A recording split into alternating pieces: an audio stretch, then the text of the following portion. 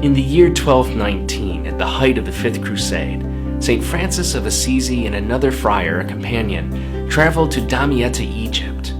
They traveled along with some crusaders with the intention of both preaching to the crusaders against the battles that were underway, as well as crossing the threshold, the border, to meet with Muslims on the other side of the battle line in a mission of peace and dialogue. St. Francis of Assisi was indeed perhaps centuries ahead of his time in understanding that the gospel call to Christian life meant letting nothing get in the way of relationship, even one's faith tradition. And he viewed not his Muslim sisters and brothers as enemies, but as siblings, as friends, as neighbors, as those he was called to love and those he was called to engage with. Nearly 800 years after his death, the Second Vatican Council and the Church, in its decree Nostra Aetate on the Christian relations to non-Christian religions, writes that the Catholic Church rejects nothing that is true and holy in other religions, and makes a particular effort to talk about our relationship to our Muslim sisters and brothers. The Church regards with esteem, the document says, also our Muslim sisters and brothers. They adore the one God, living and subsisting in himself, merciful and all-powerful, the creator of heaven and earth, who has spoken to men and women, and they take pains to submit wholeheartedly to even his inscrutable decrees, just as Abraham, with whom the faith of Islam takes pleasure in linking itself, submitted to God. Since in the course of centuries not a few quarrels and hostilities have arisen between Christians and Muslims, this sacred synod, that is, the teaching of the Second Vatican Council at the highest level, urges all to forget the past and to work now sincerely for the mutual understanding and to preserve as well as to promote together for the benefit of all humankind social justice and moral welfare, as well as peace and freedom.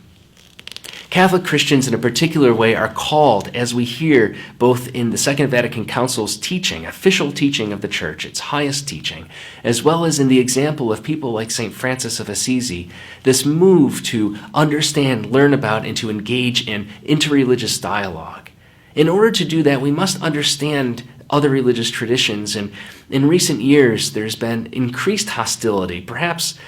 second only to those terrible events of the various crusades back in the Middle Ages, between Christians of the global West and Muslims, especially in the Middle East. And we see a lot of Islamophobia, a lot of calls of violence and fear, a lot of discriminatory, racist, and ethnophobic, we can say, perspectives and statements on television and social media and elsewhere. I want to share with you a book that I just came to have a look at, a book that was just recently published this month in November of 2015, and that's this. It's the HarperCollins Study Quran. What's very important and interesting about this text is that not only does it provide a new translation in English, and I must say, of course, as many of you already know, that in the Muslim tradition, in Islam, you cannot have an authentic translation in any vernacular language. That our sisters and brothers of the Islamic faith believe that the Holy Quran is the verbatim word of God that was transmitted to the Prophet Muhammad, and it was done so in Arabic. And so while there can be translations, such as this one that has just recently been published, to help in study, especially for those in other religious traditions or those whose primary language is not Arabic, it's important to make that distinction between a study text and what is prayed and what is studied in a more formal way within the tradition. But what's unique about this text is not only is it translated well in English, it's a new translation that took 9 years in working together among the editors and translators and scholars to produce, but there's also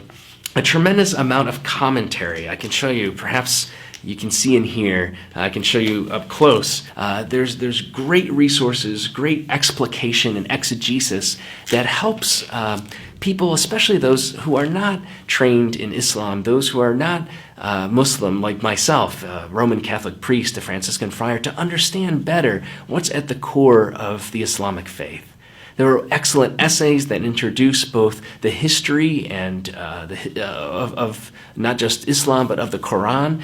the history of its translation and study, the methodological background to this text itself and what we have here, as well as maps and other resources that are really of great use. I can't recommend this highly enough, and you may not find yourself buying this particular text, but I encourage you, especially if you have questions about Islam, questions about what our Muslim sisters and brothers believe, to first engage in dialogue with those in your community in a peaceful, understanding, open way, as St. Francis of Assisi himself did. But also I would encourage you to read the text itself.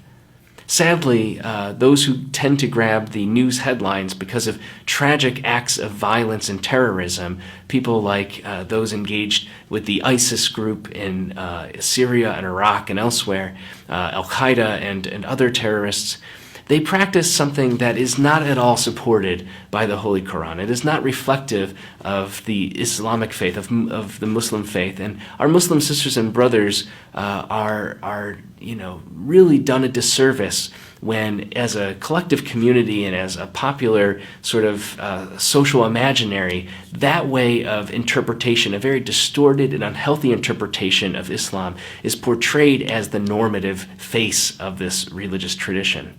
St. Francis of Assisi and so many others, and those who bother to study the text itself, to try to understand the richness and the peace, the justice, the depth, the metaphysics, the worldview, the understanding of God, their own respect for the faiths of Judaism and Christianity, what they call the religions of the book.